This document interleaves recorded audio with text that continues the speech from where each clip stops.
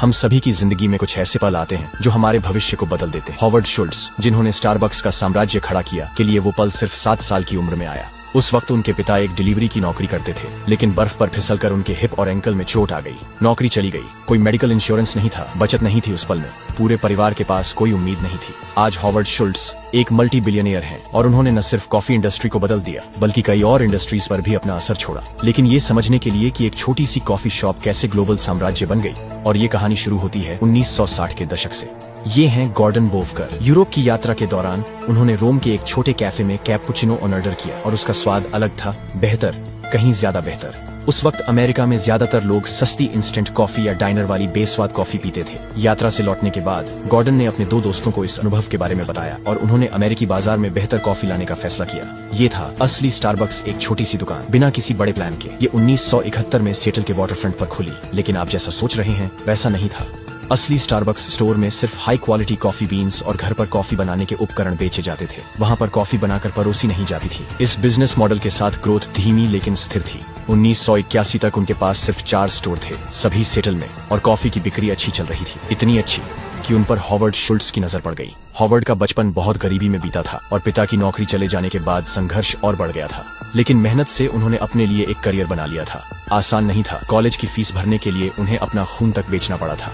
लेकिन 1981 तक हॉवर्ड एक कंपनी के वाइस प्रेसिडेंट बन चुके थे और वो कंपनी स्टारबक्स को सप्लाई करती थी। इस तरह हॉवर्ड को पहली बार स्टारबक्स के बारे में पता चला।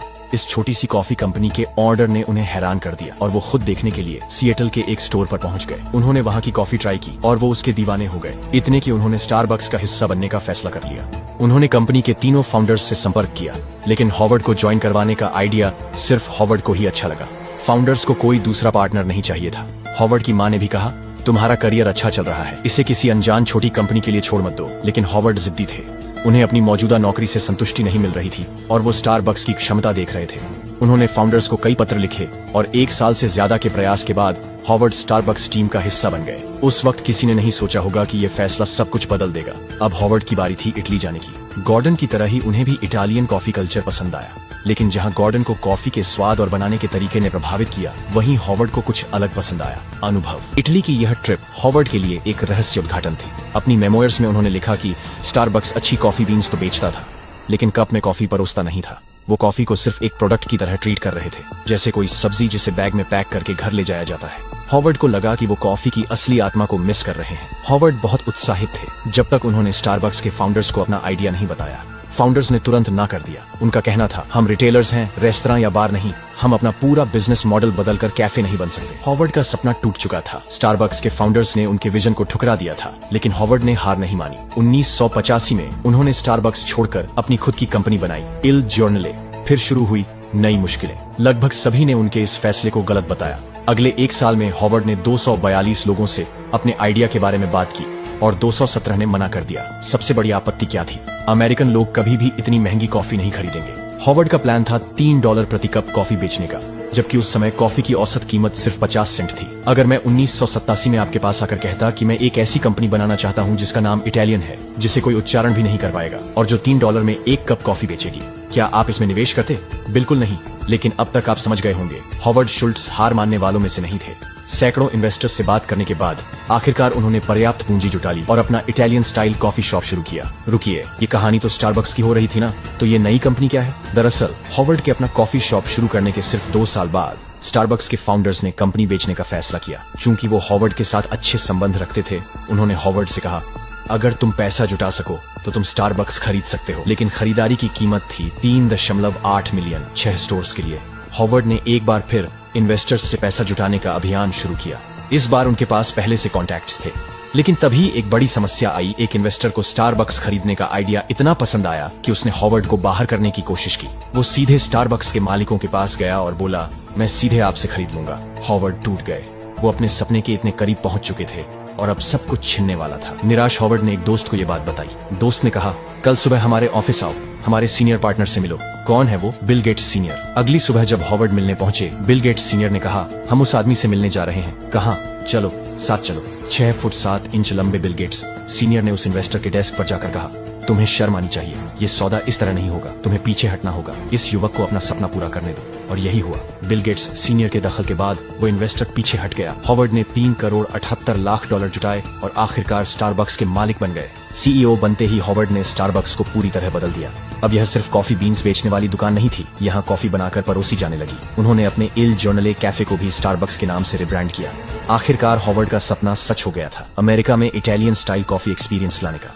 अगर आप टाइमलाइन देखें तो 1981 हॉवर्ड ने स्टारबक्स डिस्कवर किया, 1982 वो टीम में शामिल हुए, 1985 उन्होंने कंपनी छोड़ दी, 1987 वो वापस आए, अब सीईओ बनकर, और अब असली मजा शुरू होने वाला था। अब हॉवर्ड स्टारबक्स के सीईओ थे और उनके हाथ में कंपनी का भविष्य था। और विश्वास कीजिए, अब कहानी वाकई दिलचस्प होने वाली थी। सीईओ के तौर पर हॉवर्ड की रणनीति साफ थी, आक्रामक विस्तार। 1987 में जब उन्होंने कंपनी संभाली तब सिर्फ 17 स्टोर थे, लेकिन अब उनके पास एक सफल बिजनेस मॉडल था और इन्वेस्टर्स का भरपूर सपोर्ट। स्टारबक्स ने तेजी से नए स्टोर खोलने शुरू किए, सिर्फ अमेरिका में ही नहीं। हॉवर्ड ग्लोबल एक्सपेंशन चाहते थे। 1998 तक स्टारबक्स जापान, फिलीपींस, यूके और कई अन्य देशों में पहुंच चुका था। 2000 में हॉवर्ड ने सीईओ पद छोड़कर स्पष्ट रूप से ग्लोबल डोमिनेशन पर फोकस किया। हम रोज 5 नए स्टोर खोल रहे हैं, यानी हर 5 घंटे में एक नया स्टोर। अपने चरम पर स्टारबक्स रोजाना 7 से ज्यादा नए स्टोर खोल रहा था। 2008 तक दुनिया भर में 17,000 से ज्यादा स्टोर हो चुके थे। हॉवर्ड के नेतृत्व में 10,000% ग्रोथ। क्या कोई कल्पना कर सकता था कि अमेरिकन लोग $4 की कॉफी के लिए लाइन में लगेंगे?